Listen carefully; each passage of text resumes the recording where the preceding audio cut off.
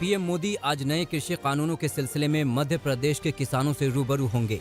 Video conferencing के जरिए होने वाली चर्चा में पीएम किसानों को नए कानूनों की खूबियां बताएंगे। दोपहर 2 बजे प्रधानमंत्री का संबोधन होगा। इसका प्रदेश के करीब 23,000 ग्राम पंचायतों में प्रसारण होगा।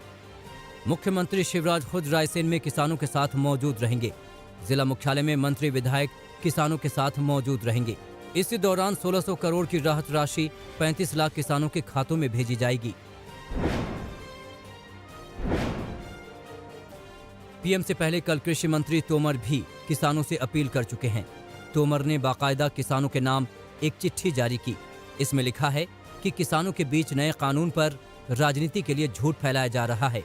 चिट्ठी में वही बातें लिखी हैं जो सरकार ने अपने प्रस्ताव में आंदोलनकारी किसानों को दी थी, जैसे कि एमएसपी की लिखित गारंटी, जमीन पर कब्जे को लेकर स्पष्टीकरण, विवाद होने पर किसानों को अदालत जाने की छूट। किसान इन प्रस्तावों को पहले ही खारिज कर चुके हैं। किसान आंदोलन के मुद्दे पर सुप्रीम कोर्ट से कोई साफ आदेश नहीं आया। गुरुवार की सुनवाई में कोर्ट ने कहा कि किसानों को प्रदर्शन का हक है, लेकिन इससे किसी को दिक्कत नहीं होनी चाहिए। सुप्रीम कोर्ट ने सरकार से पूछा कि जब तक बातचीत से कुछ तय नहीं हो जाता, क्या इस कानून को लागू होने से रोका जा सकता है। सुनवाई में बातचीत से ही मसले का हल निकालने पर जोर रहा। मामले की अगली सुनवाई अब सुप्रीम कोर्ट की अवकाशकालीन पीठ करेगी। दिल्ली की सीमाओं पर डटे किसान सरकार के हर प्रस्ताव पर अपील को दरकिनार कर रहे हैं। सुलह समझौते की कोशिशों की बजाय आंदोलन और तेज किया जा रहा है। पंजाब हरियाणा से किसानों के दल लगातार दिल्ली बॉर्डर तक पहुंच रहे हैं। किसान नेताओं ने आरोप लगाया कि प्रदर्शनकारियों को रास्ते में रोका जा रहा है। ये चेतावनी भी दी गई है कि सरकार ने रोक टोक बंद नहीं की तो सारे रास्ते फिर से बंद कर दिए जाएंगे।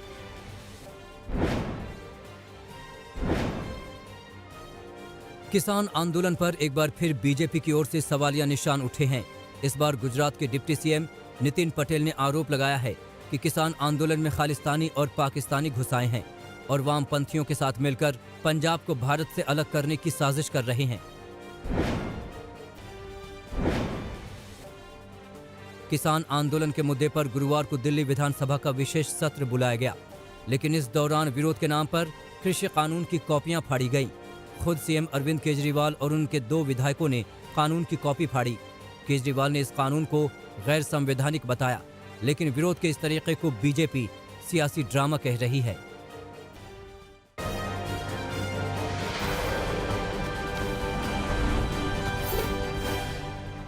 विधानसभा चुनाव से पहले ममता बनर्जी की पार्टी में बगावत तेज होती जा रही है।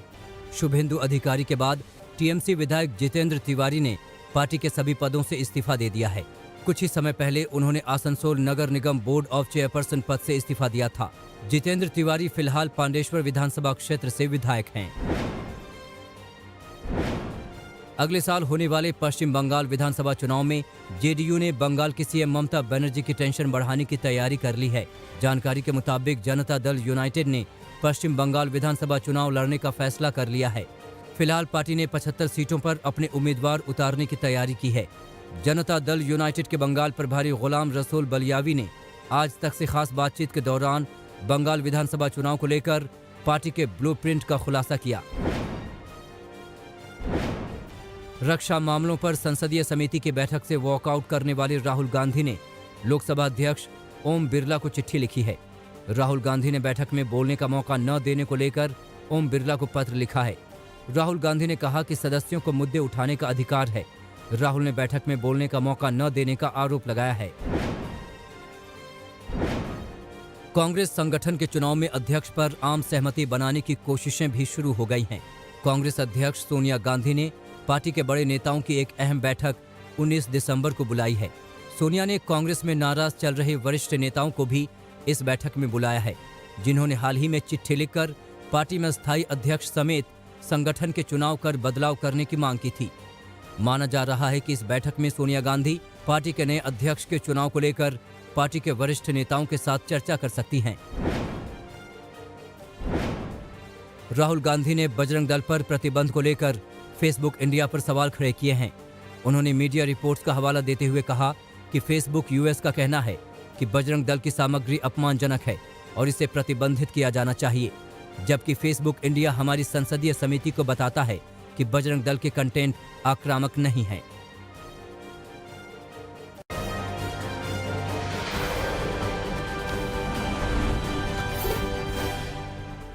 बॉलीवुड में ड्रग्स कनेक्शन की पड़ताल में जुटी एनसीबी की नजर अब करण जौहर की 2019 की पार्टी पर है। एनसीबी ने करण जौहर को समन भेजा है, जिसमें करण जौहर से पार्टी से जुड़ी कुछ जानकारियां मांगी हैं, जिसमें 2019 की पार्टी से जुड़े तमाम रिकॉर्ड मुहैया कराना है।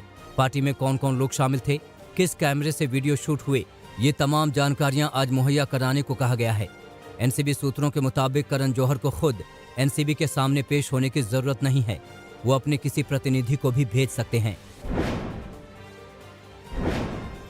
केदारनाथ में जमकर बर्फबारी हो रही है। केदारनाथ धाम के कपाट 16 नवंबर को बंद किए गए थे। तब से धाम में समय समय पर बर्फबारी हो रही है। केदारनाथ धाम में लगातार हो रही बर्फबारी के कारण निचले इलाकों में भीषण ठंड पड़ रही है। धाम में 6 फीट से अधिक तक बर्फ जम चुकी है। बर्फबारी के कारण नवंबर माह में ही धाम में चलने वाले पुनर्निर्माण कार्य बंद हो गए हैं। फिलहाल धाम में कोई भी मौजूद नहीं है। धाम में इन दिनों मात्र एक साधु निवास कर रहे हैं।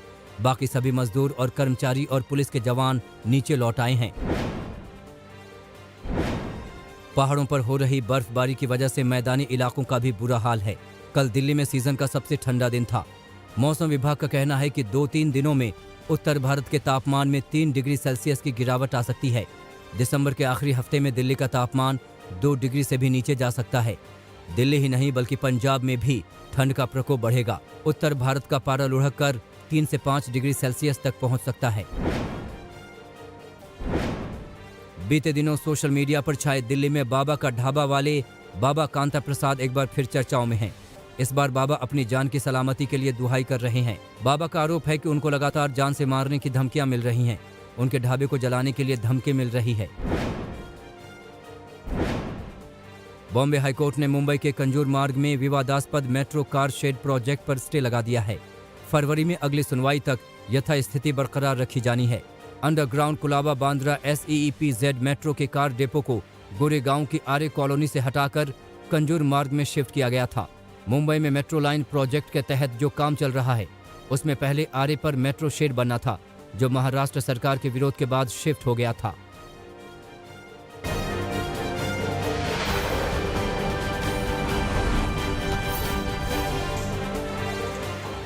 हरियाणा के पानीपत में 2 गुटों में जमकर लाठी डंडे चले। सरकारी अस्पताल में सरेआम ये झगड़ा कैमरे में कैद हो गया। झगड़े के बाद अस्पताल में मेडिकल करवाने गए दोनों पक्षों में झगड़ा हुआ।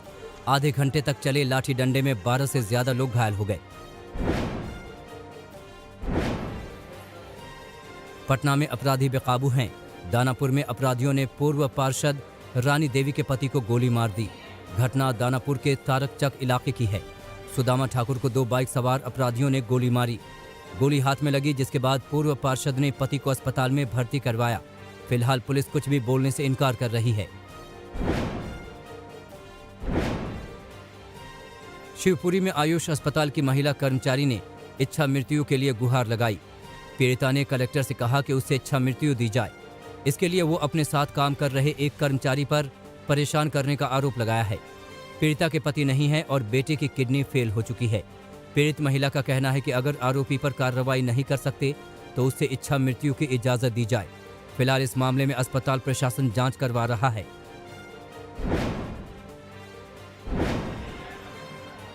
अमेठी में मदरसे में पढ़ने वाली नाबालिग छात्रा ने संगीन आरोप लगाया है। नाबालिग छात्रा ने मौलाना पर दुष्कर्म की कोशिश का आरोप लगाया।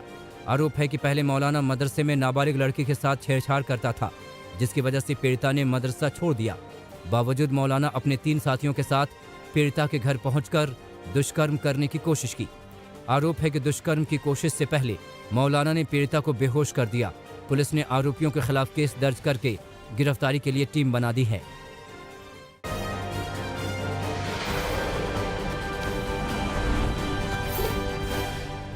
प्रयागराज में पति के साथ जा रही नवविवाहिता की किडनैपिंग का सनसनीखेज मामला सामने आया है। तमंचे की नोक पर कार सवार युवकों पर शादीशुदा महिला के अपहरण का आरोप लगा है। महिला पति के साथ बाइक पर जा रही थी, तभी वारदात को अंजाम दिया गया। महिला की शादी 15 दिन पहले हुई थी। प्रेम संबंध में अपहरण का शक जताया जा रहा है। धौलपुर में 18 साल की लड़की के अपहरण के मामले में जांच शुरू हो गई है। इसमें 16 लोगों पर आरोप लगा है। पीड़िता की मां ने पड़ोस में रहने वाली 3 लड़कियों पर बेटी को बहला फुसलाकर ले जाने का आरोप लगाया, जिसके बाद लड़की घर नहीं लौटी। पुलिस ने केस दर्ज कर लिया है। बंगाल क्रिकेट टीम के कप्तान के घर डकैती मामले में 1 साल बाद गिरफ्तारी हुई है। देहरादून पुलिस ने मुख्य आरोपी को मेरठ के टीपी नगर से गिरफ्तार किया है।